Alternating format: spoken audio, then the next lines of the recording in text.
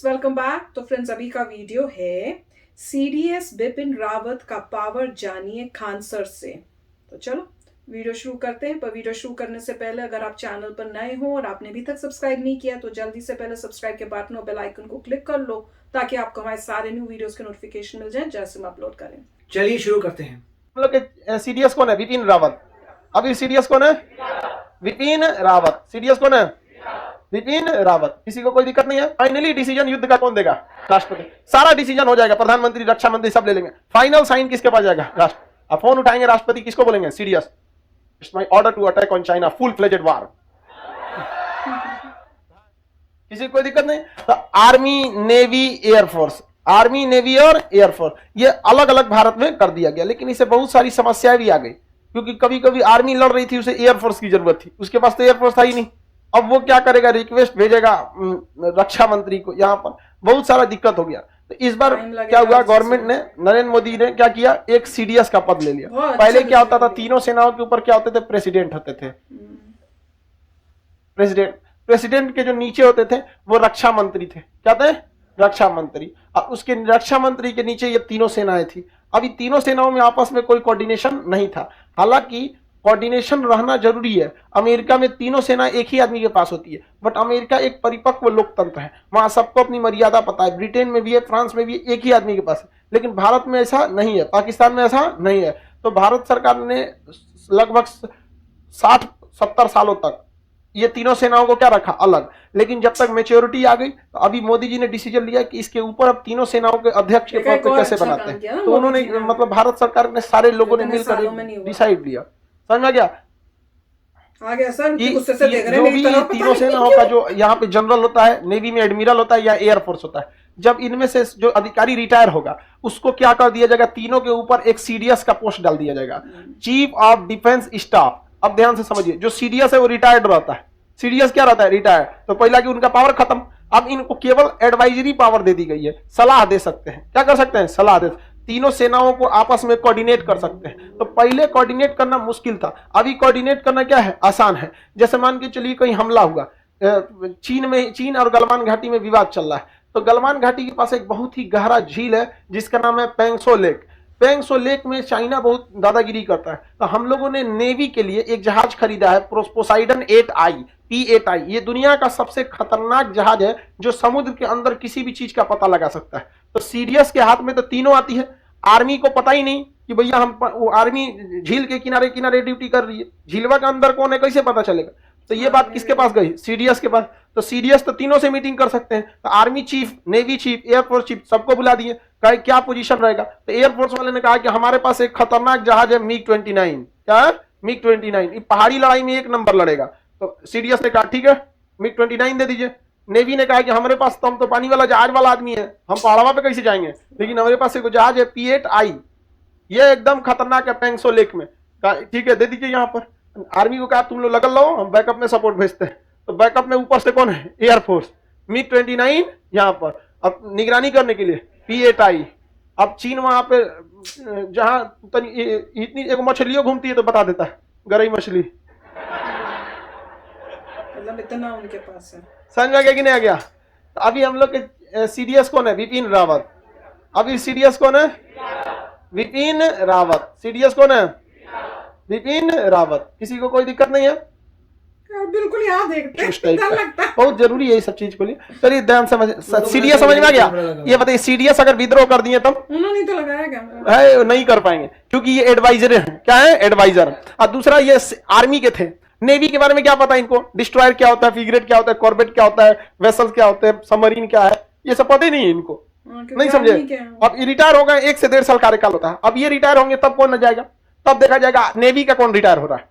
समझा गया कि नहीं? अब नेवी वाले को क्या बना दिया जाएगा? CDS, chief of defence staff. ओकरा आर्मी एयरफोर्स के बारे में पता नहीं है यहाँ पे। अब लोग पानी वाला खाली जहाज INS विक्रमादित्य, आओ दिल्ली लेके INS विक्रमादित्य उधर भांजते रहो यहाँ पे, तो क्या तख्ता पलट हो पाएगा? अब ये रिटायर कहाँ गए जी? भाग गए, रिटायर हो गए, रिटायर हो गए थे। अब ध्यान समझिए, अब ये रिटायर होंगे तो अगला बार किसको देगा? एयरफोर्स। खाली जहाज उड़ाने का आइडिया है इधर से उधर ना। कब्जा जमीन हमेशा याद रखिएगा, जब तक आर्मी नहीं तब तक कब्जा नहीं कर पाएंगे, और एयरफोर्स नहीं तो आगे बढ़ नहीं पाएंगे, नेवी नहीं तो दूर की लड़ाई सपने में भी भूल जाइए, दूर की लड़ाई लड़िए नहीं सकते, बस उन्हीं से लड़ सकते हैं जिससे आपकी सीमा लगती है। समझना, तीनों जरूरी है। अब ये रिटायर होंगे तो फिर किसको दिया जाएगा? आर्मी चीफ को। अब दूसरा है कि इन लोग के पास आदेश वाला शक्ति नहीं है, कोऑर्डिनेट कर सकते हैं, तुरंत तत्काल सूचना दे सकते हैं। समझ में आ गया कि नहीं आ गया? हम लोग के यहाँ तीनों क्या है, अलग अलग है। इसके ऊपर कौन है? रक्षा मंत्री। और उसके ऊपर तो बताइए तीनों सेनाओं का प्रमुख कौन हो गया? हाँ, राष्ट्रपति। समझ में आ गया कि नहीं आ गया? राष्ट्रपति। सीडीएस को अपने पद से कौन हटा देगा? राष्ट्रपति हटा सकते हैं वहां पे। रक्षा मंत्री से बहुत बड़ा पावर हो जाता है उसका, राष्ट्रपति का। समझ में आ गया कि नहीं आएगा? अब सेना का एक बहुत खतरनाक रूल है, senior is always and always correct. Senior जो बोल रहा है वही सही है, तुम कुछ भी नहीं हो। तो सीनियर का आदेश आप नहीं काट सकते हैं सेना में, जो बोल दिया आपको हर हाल में करना होगा। हालांकि ये बात पुलिस में भी सिखाई जाती है कि सीनियर की बात मानना चाहिए, लेकिन पुलिस डिपार्टमेंट में क्या कीजिएगा, उसको भी पता हम पैसे देके बहाली भइलो, हाँ हम बोले। समझ आ गया कि नहीं? आप देखेंगे बिहार में, यूपी में कई जगह पुलिस बहुत बेहतरीन काम करती है। समझ आ गया? वो समझ जाइएगा कि वो वैसा ही पुलिस वाला है जो किसी क्लास में बैठ के मेहनत से करके नौकरी लिया होगा, उसको अपने डिग्निटी का ख्याल है। और कोनो को देखिएगा आएगा इसे पैंट सीधा, कहा हो लो मर्डर हो गलो, डायरी निकालो जी, देखते ही पता चल जाता है डायरी निकालो, ठीक काम कर नहीं बनाएगा वहां पे। उसके बाद 5,000 इधर से 5,000 इधर से, ये सब कौन वाला है? खेत बेच के घूस दिया है सब।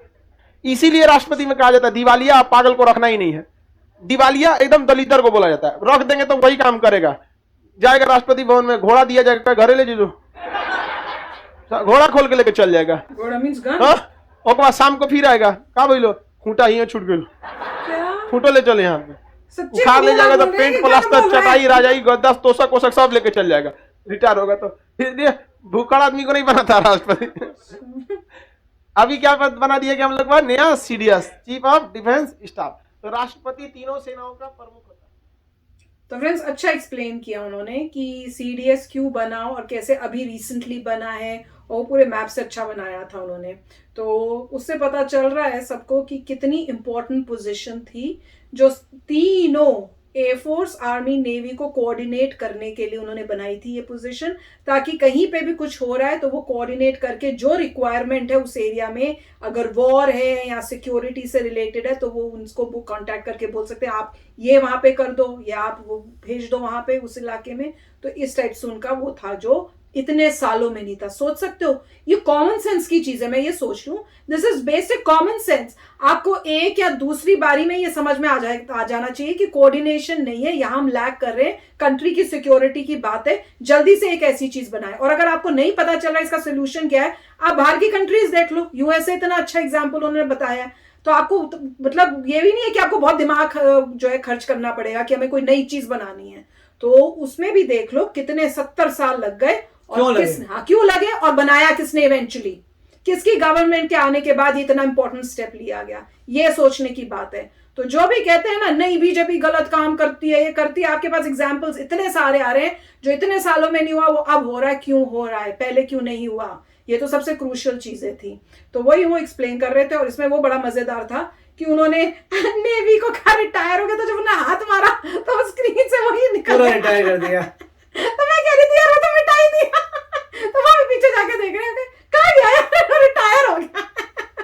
कहा ये मस्त है। और जिस टाइम बीच में देख रहे थे ना ऐसे करके, वो ऐसे लग रहा था मुझे, हाँ कैमरा वहीं पे ना, वो ऐसे लगे जैसे जो टीचर है तुम्हारी तरफ घूर रहा है। तो मुझे अपना स्कूल टाइम याद आ रहा था कि डरते थे हम यार टीचर गुस्से से ना देखे, कहीं हमें पकड़ के क्वेश्चन ना पूछ ले, क्योंकि अगर नहीं आया तो क्या करेंगे, तो रेडी रहते थे, पता नहीं कब कोई क्वेश्चन पूछ ले। तो वो देखा तो ऐसे लगे लिटरली मेरे को घूर रहे हैं, मैं तो घबरा गई, पता नहीं क्या कर दिया मैंने। अपना स्कूल टाइम याद आ गया था। पर अच्छा था, वीजर बहुत अच्छा बनाया, काफी अच्छा वीडियो। यस फ्रेंड्स, तो आप भी बताना मजा आया कि नहीं आया, सबसे बेस्ट पार्ट लगा कि नहीं जब वो नेवी को हटाया। तो चलो चलते मिलेंगे नेक्स्ट वीडियो में बहुत ही जल्द। Till then take care and bye bye. तो अगर आप मेरे इस चैनल पे नए हो तो जल्दी से सब्सक्राइब के बटन को हिट करो और बेल आइकन को क्लिक करो, ताकि आपको मेरा जब नया वीडियो मैं लगाऊं आपको उसके बारे में जल्दी से पता चल जाए।